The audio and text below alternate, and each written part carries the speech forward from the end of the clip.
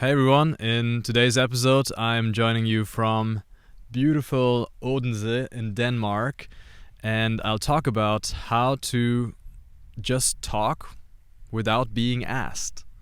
Because when you start conversations, or when you go out and you develop a new product and you want to offer it to the market, or you start a YouTube channel, no one's going to ask you. You have to do it without being asked. And this whole thing was inspired by a comment I got recently on my Instagram, where I share a lot of controversial opinions, and one person commented, "Who asked you? Who asked you? Who are you to talk about this?" And even though that's more like a figure of speech, it really got me thinking, and I took it literally, and I asked myself, who asked me to do this? Who asks me to be here right now and talk to this camera and talk to a few people out there? No one asks me to do this. I just really want to share my experiences and my lessons in life. I really want to make sure that people don't have to go through the same difficulties that I had, because I feel like they're avoidable. And I think that's an important mentality if you want to become good at socializing or business, because also when it comes to innovation, when you start developing new solutions for the world, usually people will not tell you that they want that. Most people aren't even aware of many of their problems.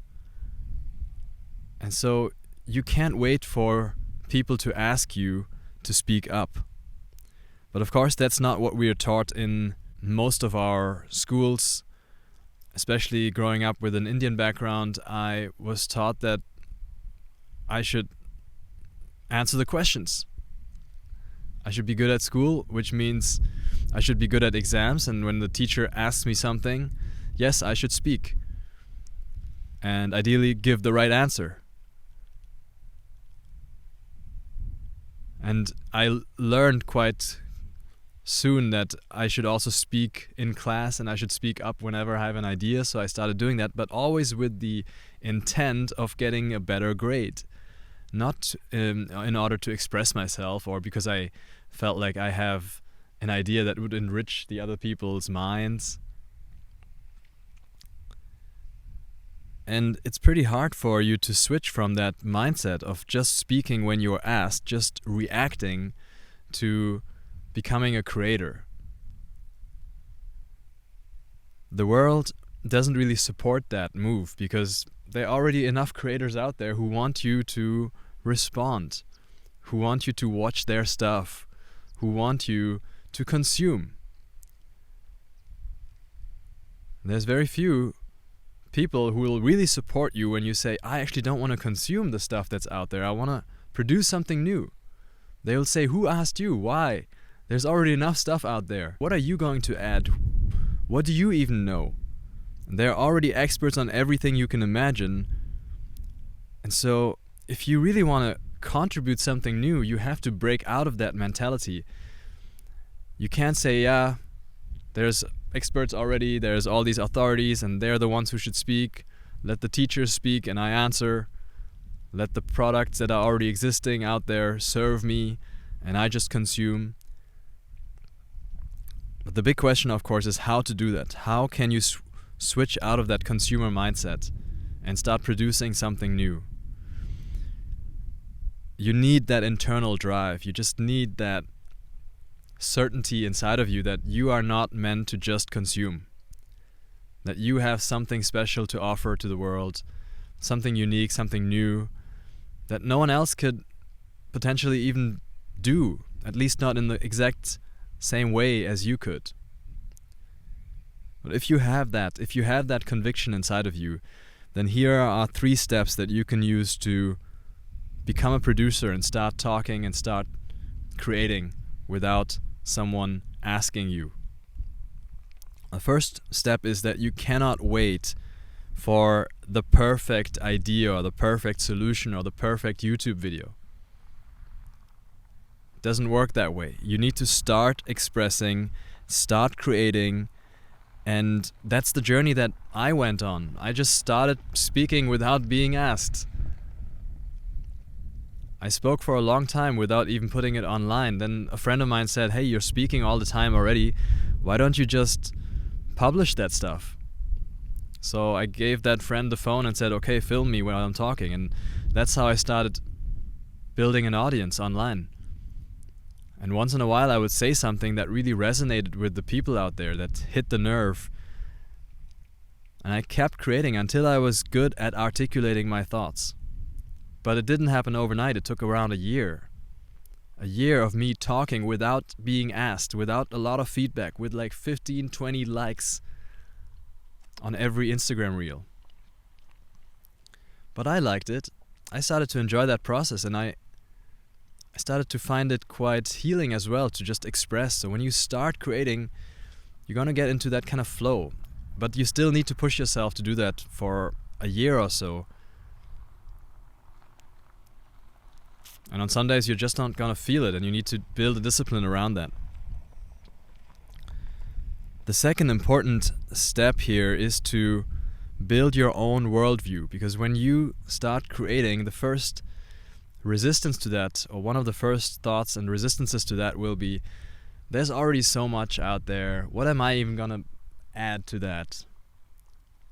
And everything is so complex anyways. Like how am I supposed to understand enough to be able to add something new to this amazing world that we have created?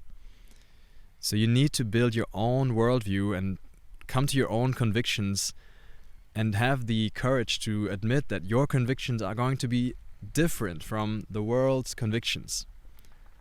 The world is built in a certain way by certain people who are not there anymore, who lived in the past. And you will have your own beliefs and your own ideas. And to develop those, you need to experience things firsthand. You need to go out to places like this, maybe in Denmark, and actually experience nature with your own eyes. Talk to people instead of just watching the news. Travel. Ask a lot of questions. You can ask the people directly. When you don't have people directly, you can ask the internet. You can ask ChatGPT and figure out whatever evokes your curiosity. And read widely. Read a lot of different books so that you have a good sense of what has already been discovered and where things are still not complete, where things can still be built. And then the third step is to become an expert in one particular area, and to become deeply knowledgeable about this one area, where you just read everything you can get your hands on. You watch every video that comes your way. You just talk to everyone that is in your network who knows anything about that particular subject, until you feel like you actually know this one area extremely well. Until you feel like you've heard everything that has been ever said or thought of in this one area.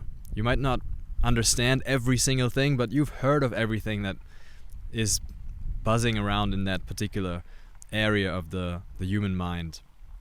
And then when you have that feeling that you've got a good grasp on that area, for example, for me that's personal development and communication skills. That's an area where I have read everything that I could get my hands on, and I keep reading, because of course there's never an end to the human literature in any area. You'll always find more. Once you have that feeling that you've really covered a lot of ground in that one area, you can obviously start expressing your own ideas in that one area as well. You can start writing. You can start journaling first. Then you can start making videos or writing blog posts. Share your unique ideas even before you're ready to believe that they are going to be groundbreaking new discoveries. Right? You can start a little website. I remember my beginning as a creator was really my personal website, achillrudolf.com. And I just started posting some blog posts there. No one read it, but it was fun for me to express my thoughts. And it forced me to order my thoughts. It forced me to sit down and ask myself, what exactly am I trying to say here? What is my worldview? And what is my unique angle that I can bring on top of what has already been written and discussed in this field? In fact, I believe everyone should have one outlet, one ideally public outlet, a YouTube channel, an Instagram channel. It's so easy right now to create that, except that you need to sit down and think about what you actually have to say. And that's a great pressure. No one's gonna tell you to do that. Unless you want it yourself, you're not going to come out to a place like this where you actually take some time to think about what you believe in and what you want to say to the world. It's totally against the forces of modern markets who want you to be busy consuming. So you need to resist that force if you want to become a creator, and go out to a place like this, sit down for a while and really ask yourself, what do I believe? And then start writing. If you don't do that, you will always be at the receiving end. You'll always be the consumer. You'll always be the one who only responds when they're asked. If you want to know more about how to become more proactive as a social being, whether it's in human interactions or whether it's in business or innovation, feel free to check out a link that I'll put below this video, where I have a community with people who want to work on this in a more systematic way. Be very happy to welcome you there. For now, thanks a lot for watching. Samgachatvam. Namaskar.